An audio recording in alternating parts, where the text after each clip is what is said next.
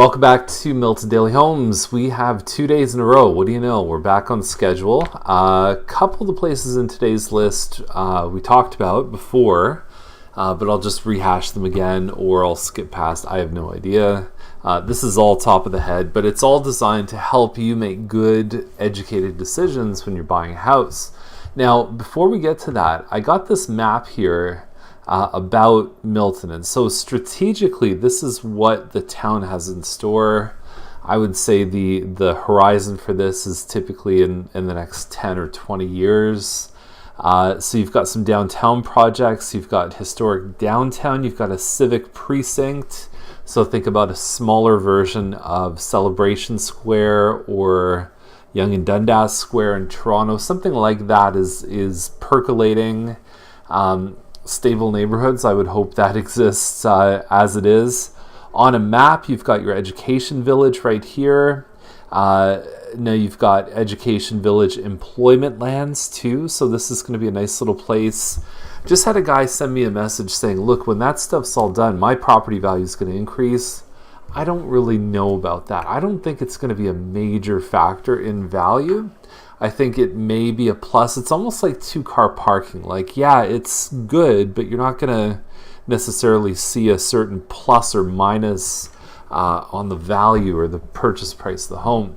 Major transit stations will be good news for people here. The problem with that, it's all provincial funding. So no matter what Milton does, we're still held hostage by Ontario and Metrolinx as to what happens there. But there's obviously starting to become a real issue with parking at the GO station. So Trafalgar Station, then we've got one here, and it looks like, I wasn't aware of this, but it looks like there's another one potentially over by Milton Heights. And there's also high order transit corridors. You're looking at Britannia being a major road, and you're also looking at Trafalgar being a major road in and out of town. James Snow Parkway is going to connect with Neagawa Parkway in Oakville. And so these are your phases. You've got the original town of Milton right here.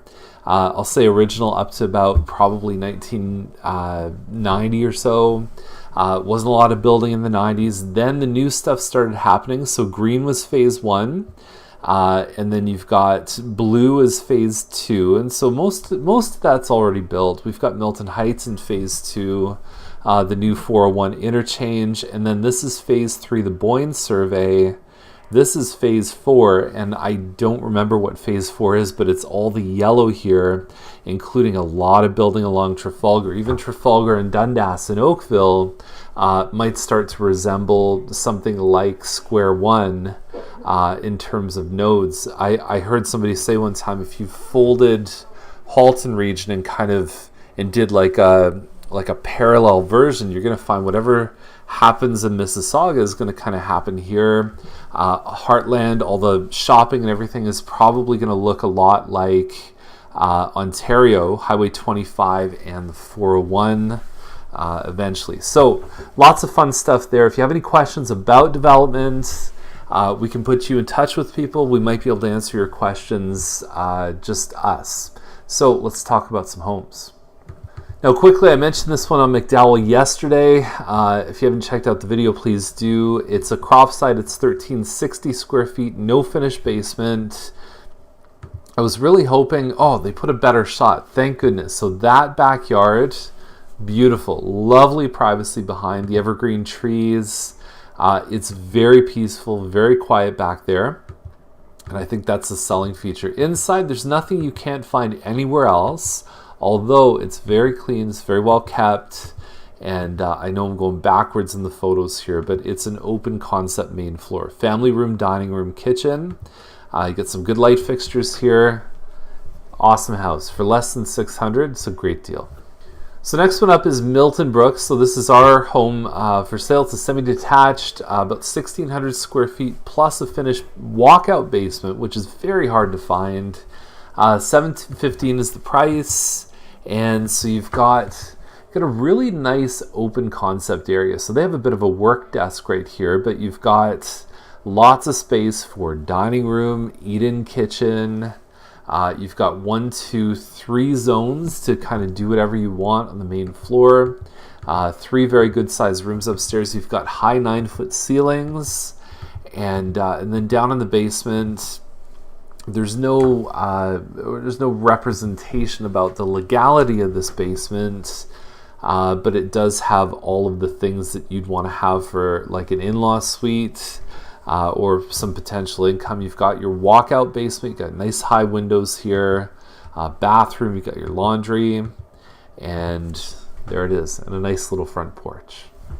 So I like this one on Anderson. It's not huge. It's probably 1,600 square feet. They've done the AC. They've done the shingles. That's a good start. I don't know how old the furnace is. The interlock, I don't know if there's a bit of waviness here. If not, that interlock's pretty valuable. It's not cheap to do that stuff. You've got a gas stove in the corner. You can do a lot with this layout. It does not have a main floor bathroom. That's one hit against it. You've got 3 bedrooms upstairs plus your bathroom. Basement's finished here. And you've got a pool. And you can see how big the yard is because the pool is just one part of the rest. So that's really the big selling feature. And you're talking about $750. You barely get any land with a detached home in the new area for the same price. So it's almost like you're getting the house. Probably needs a little more work than a new home, but the huge advantage here is the yard plus the pool. And the street's fantastic, widely regarded as one of the best streets in town. So 861 Whaley Way, whenever you have like a 1,900 square foot detached homes, one of the best things that you can do is make a 9-foot ceiling inside. So this, it just feels larger. It's just way better. You've got the above cabinet and under cabinet lighting here. Great design, nice dark cabinets. And so, yeah, I like this one. It's an unfinished basement. Whaley Way has some really nice homes, and it's one of those streets where, for me personally, I find that a lot of people take really good care of their houses. Some other areas, it's hit or miss, but this is a nice little street. It's got great curb appeal. Potential to park 4 cars in the driveway is also an added bonus. Now, my impression of anything on Dublin Line is that you've got some dump trucks passing by from the quarry. So that, I'm not sure you'd want to show this home and then see how many trucks actually pass by.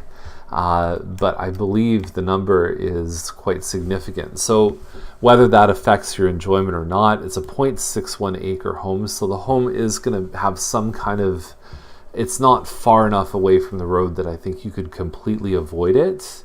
That's also an interesting front shot, is a bush. I mean, it'd be nice if we could see the home. Even there, it's like, I don't really see the home. There's like kind of oblique angles on the house, but I don't even know what the house looks like. I'd almost have to go to Google Maps to see if I like the way the front looks, but it looks like it's in good shape inside. But there's just no head-on view of the house. It's strange. Now, there's also a log home at the end of today's episode, and I'll be honest, I know nothing about log homes. They talked about red cedar wood and whatever kind of floor. It just right past me.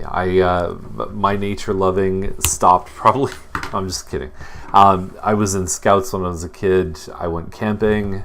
Now I don't go camping or do any of that stuff. I've got a pool in my backyard. That's my outdoors. So that's the list. If you have any questions, I'm going to put a link over to this infographic, and enjoy. Yeah, we'll see you tomorrow with more Milton Daily Homes.